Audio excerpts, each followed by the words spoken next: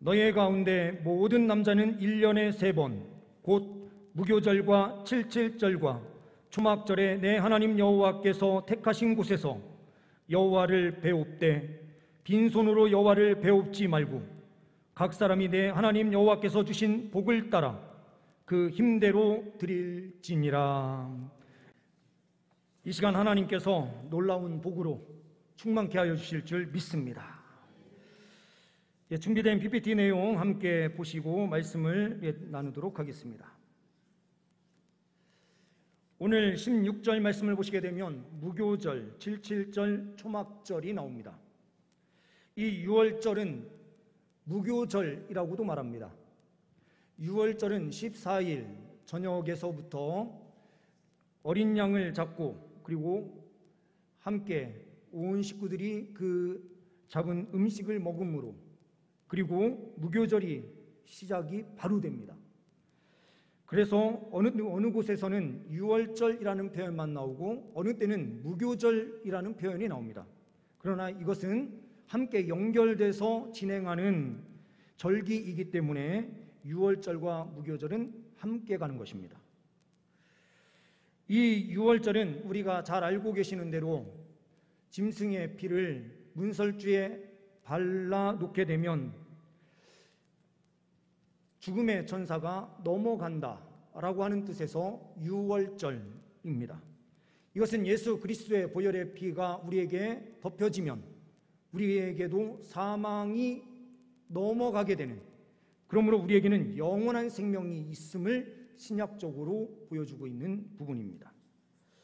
무교절은 우리가 성찬식을 함께 대함을 통해서 이 신약시대에 6월절이 대체되고 있다는 것을 우리는 기억하셔야 하십니다.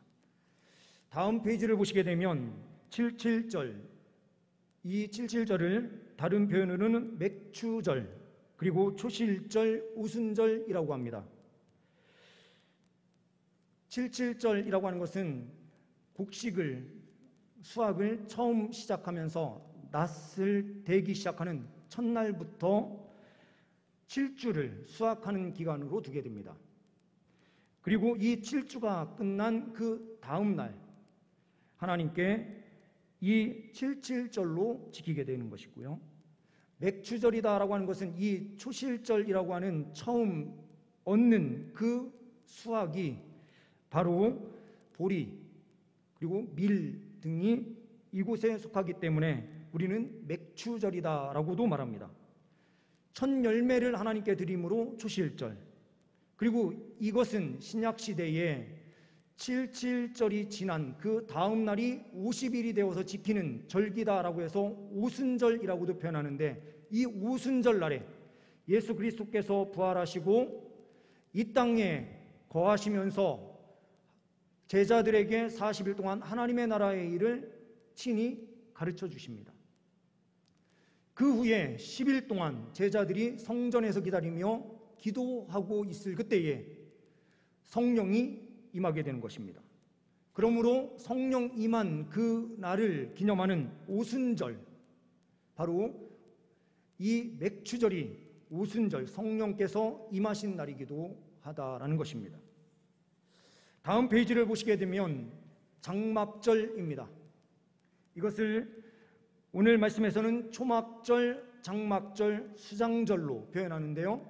초막, 장막, 수장, 이 부분이 결국에는 40년의 광야 생활을 하면서 지내왔었던 그 모든 것을 기억하면서 바깥에 천막을 치고 종려나무로 그 문을, 입구를 만들고 그 위에는 화석류나무나 감람나무나 여러 가지 나무까지 잎을 덮어서 이 지붕을 만든 다음에 바깥에서 광야 생활을 하는 것처럼 똑같이 생활하는 것입니다. 6월절과 그리고 칠칠절, 초막절은 결국에는 하나님께서 구원하신 은혜와 하나님께서 보호 인도해 주심으로 광야 생활을 잘 마치고 가나안 땅에 입성한 모든 것을 기념하면서 하나님께 드리는 절기이고 감사의 날입니다. 그러므로 우리는 첫 번째로 본문 말씀을 통해서 보게 되는 것은 무엇입니까? 첫 번째로는 절기는 하나님의 명령을 지키는 반복 훈련이다라는 사실을 확인하게 됩니다. 무교절, 칠칠절, 초막절은 하나님께 감사하는 날입니다. 하나님께서 우리를 구원하신 은혜에 감사하고 하나님의 보호하심과 인도하심으로 그 광야 생활을 잘 끝내고 가나안 땅에 들어간 것을 또한 기념하면서, 그리고 그곳에서 첫 열매를 얻은 기쁨, 즐거움을, 하나님께서 주시는 그 수확의 기쁨을 잊지 않고 하나님께 영광 올려드리는 것입니다. 이것은 하나님께서 명령하신 대로 반복해서 지키는 것으로, 이것은 훈련입니다. 감사도 훈련이요, 신앙도 훈련입니다. 모든 것이 다 훈련이 필요한 것입니다. 가까이에 있는 우리 목사님들 가족을 보게 되면 목사 안수를 받고 미국으로 유학을 가는 분들이 있어요. 가서 자녀를 낳아요.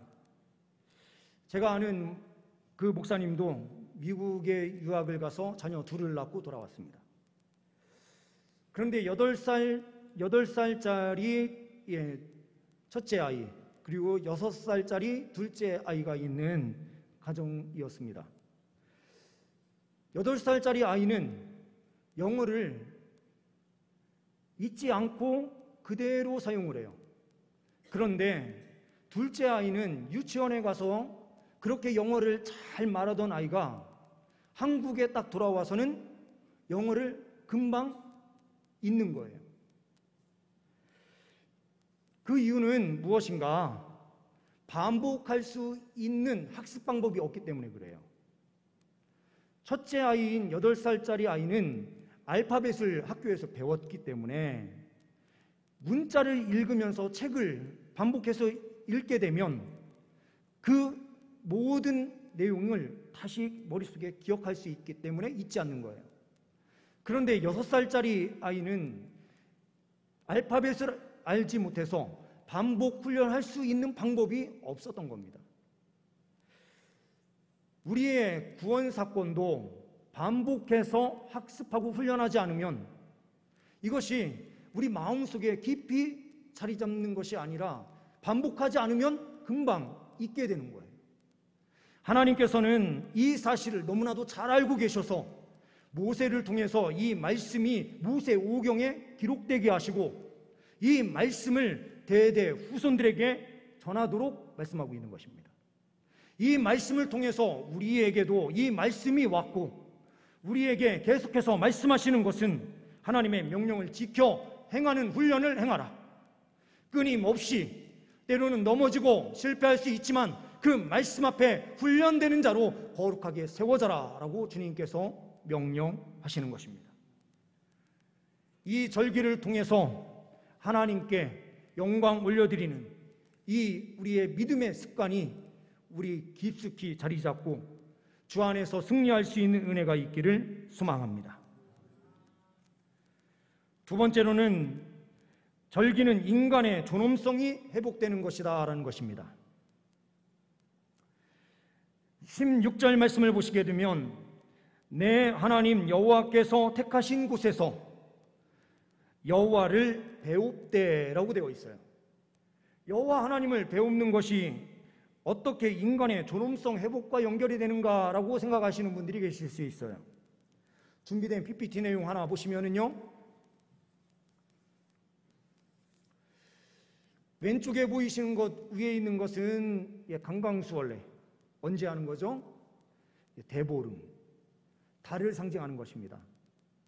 그리고 밑에는 느티나무, 마을마다 큰 느티나무가 있는데요, 이 느티나무가 마을의 수호신이다라고 여겨져서 이곳에 1년에 한두 번씩 제사를 지내는 시골 마을들이 있습니다.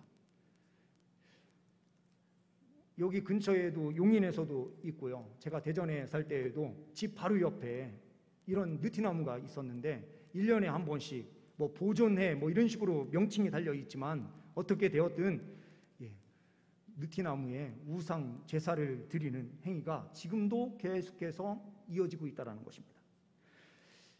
그리고 오른쪽을 보시게 되면 이것은 이집트 신화의 라 신입니다.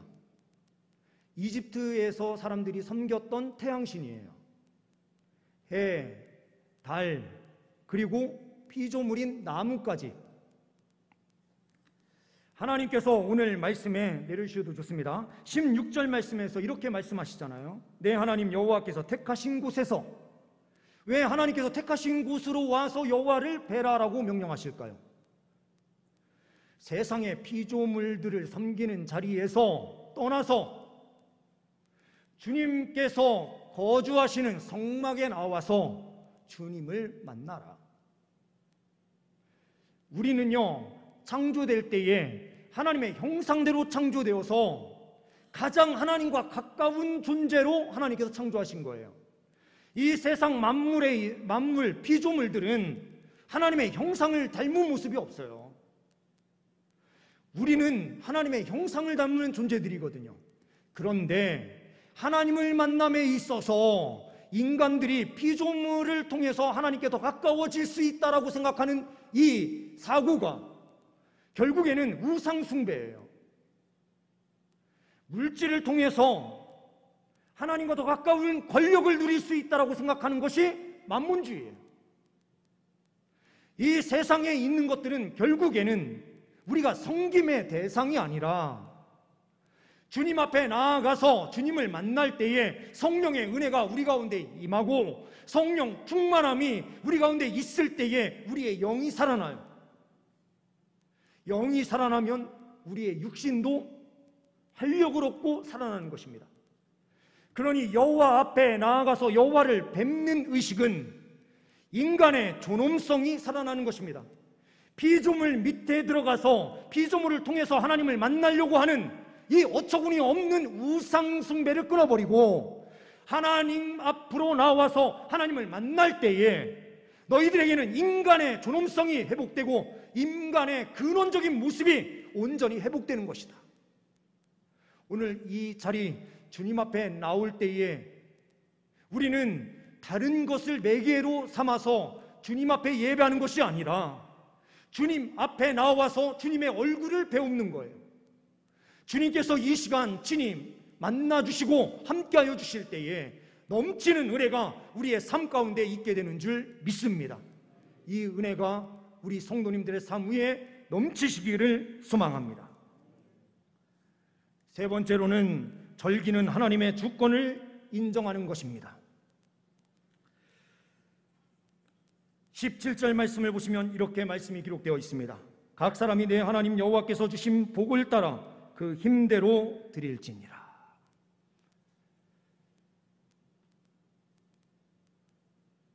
제가 우리 교회에 와서 3년 만에 헌금 설교를 할 수밖에 없는 본문이 나타났습니다. 제가 본문을 선정하는 것은 이제 7월 달부터 시작을 해서 10월 달 그 사이에서 내년 설교 본문을 정하거든요. 이 본문 설교 말씀을 적어 놓은 다음에 아무래도 헌금 설교를 할 수밖에 없는 본문인데 내일 와서 바꾸자, 내일 모레 와서 바꾸자 이러다가 이 본문이 그냥 나가버린 거예요. 그래서 이번 주 주간에 마음에 불편함이 있는 겁니다. 저도 목사들도 헌금 설교하기 싫거든요.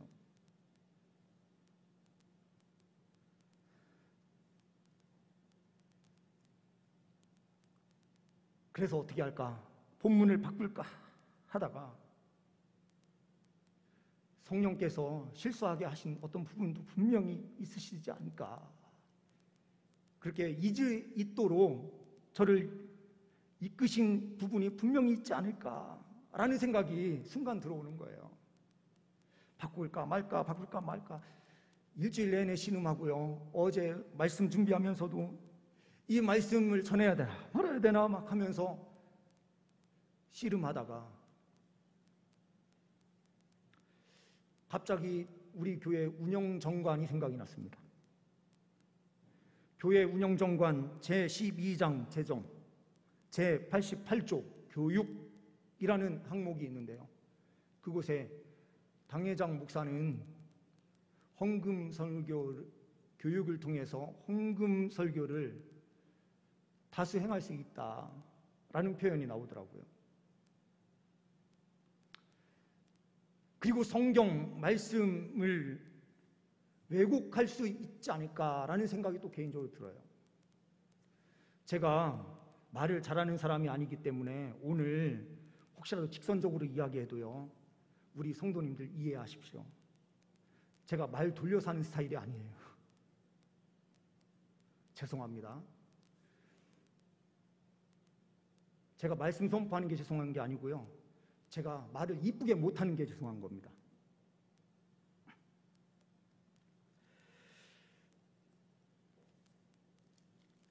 오카는 목사님께서 2004년도에 설교를 하셨어요. 누가복음 12장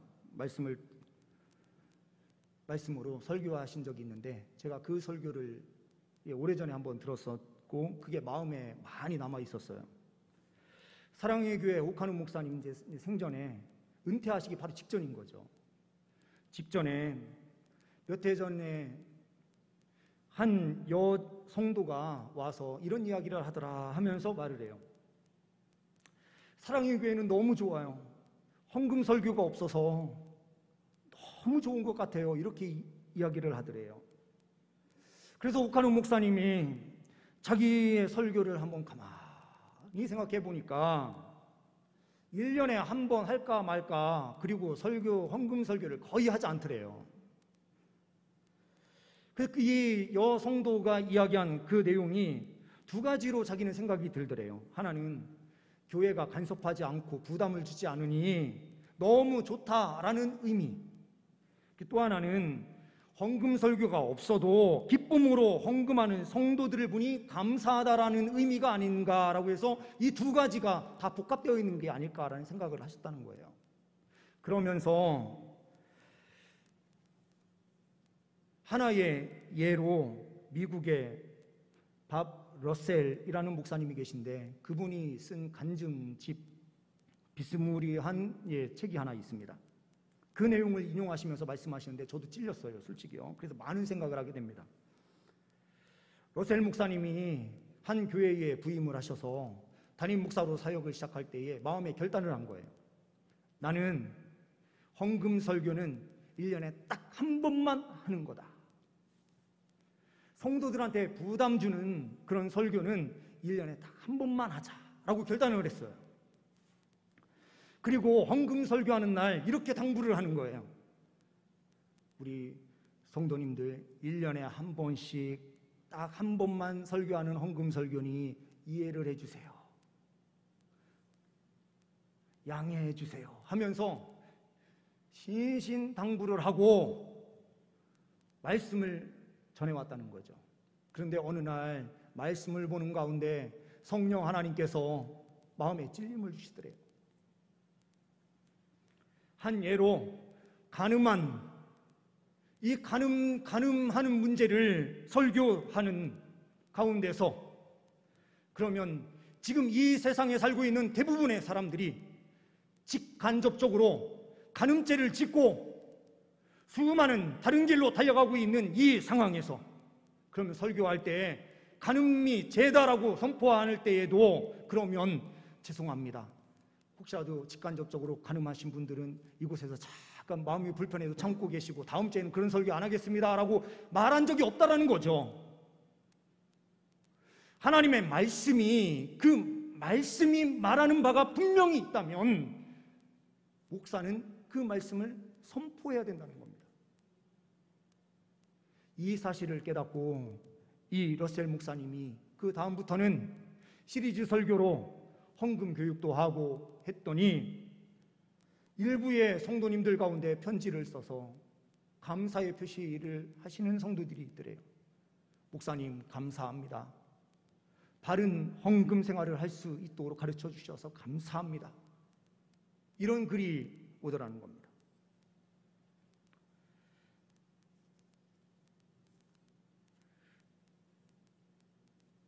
저도 이 간증을 보면서 마음에 많이 찔려요. 그렇다고 제가 헌금 시리즈 설교 하겠다고 말씀드린 거 절대 아닙니다. 헌금 설교는 횟수보다 더 중요한 것이 바른 신앙생활을 할 수 있도록 훈련하는 것이 더 중요해요. 우리 교회가 이번에 큰 일 두 가지가 있죠. 종교인 수련회 그리고 1층 리모델링.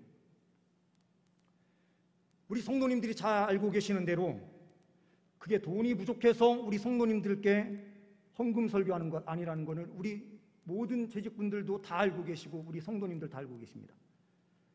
우리 성도님들께서 헌신해 주시고 하나님을 뜨겁게 사랑해 주셔서 기쁨으로 헌금한 그 헌금이 코로나19의 이 상황에서 그대로 적립돼서 아무 차질 없이 다 진행될 수 있을 만큼 넉넉함으로 풍성함으로 시작되고 있다는 겁니다.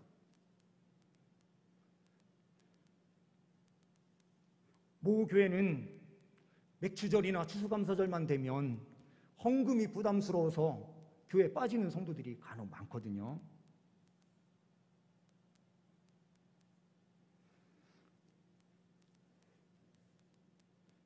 그런데 우리 교회는 그런 교회는 아니다라고 저는 확신해요.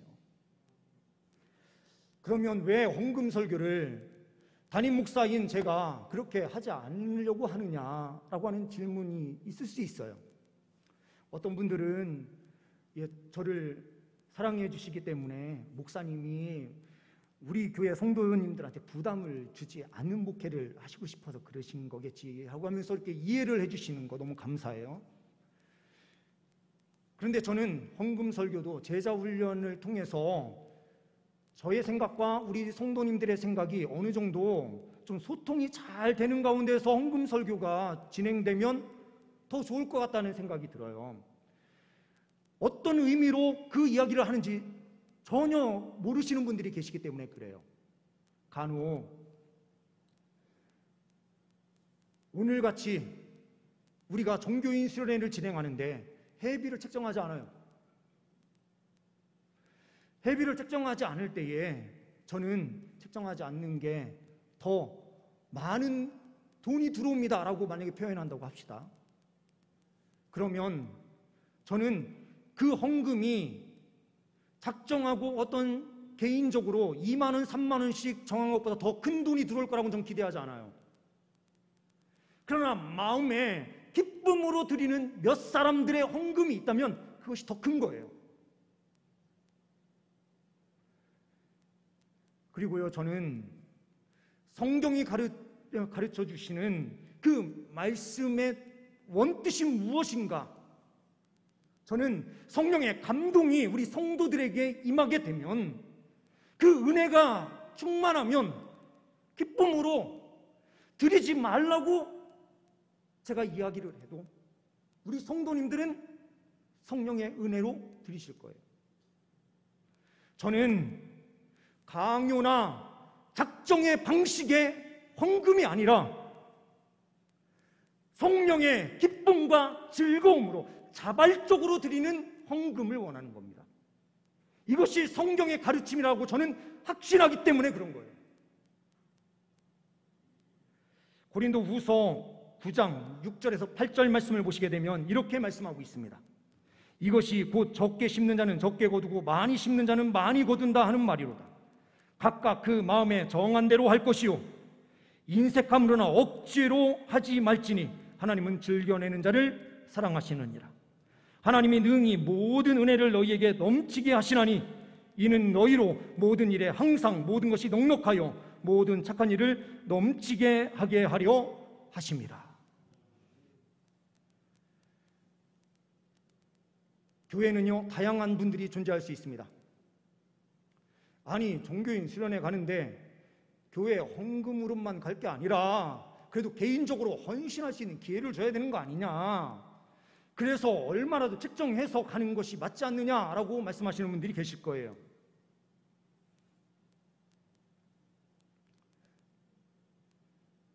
저는 우리 교회에서 형편이 가장 어려운 분을 대상으로 이 회비가 책정되어야 된다고 생각합니다. 10,000원도 부담스러워서 가실 수 없는 분들이 계실 수 있다라고 하는 생각. 그래서 그 누구도 부담을 갖지 않고 참여할 수 있도록 만들어주는 것도 중요하겠다. 그러나 물론 이게 결정되는 과정에서 저는 당회에서 이 모든 게 제대로 결정되고 내려가는 방식이 됐어야 되는데, 이런 부분이 좀 제대로 안 된 부분에 대해서는 제가 나중에 정책당회나 이런 부분을 통해서 우리 장로님들과 함께 나누고 그 시스템을 다시 점검할 거예요.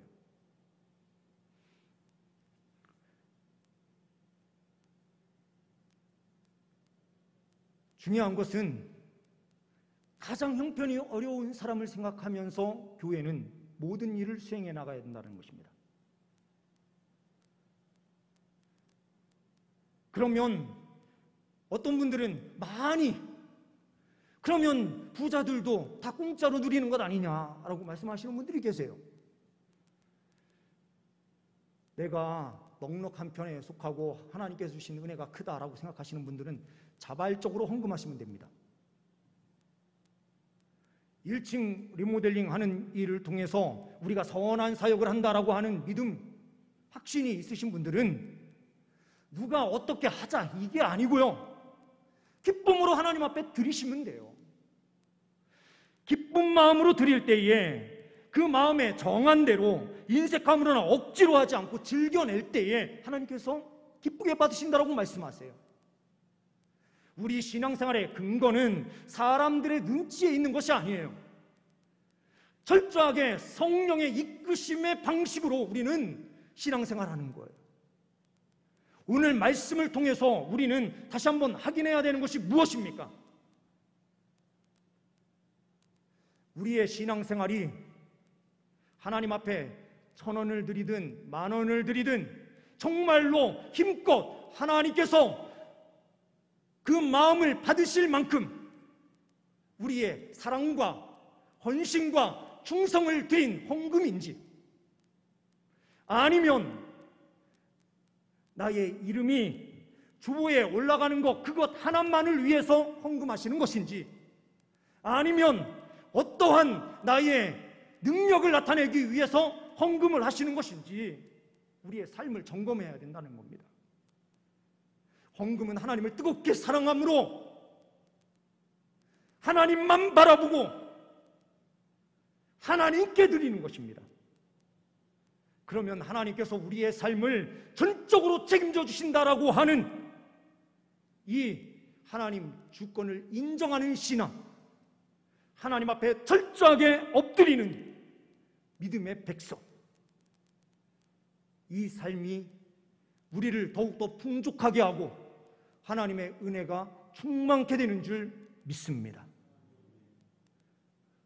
돈 많으신 분들은 하나님께서 주신 복이 많으니 하나님께 헌금하셔야 되고요, 없으신 분들은 빚을 내면서 없는 가운데서 억지로 내셔도 안 됩니다. 기쁨으로.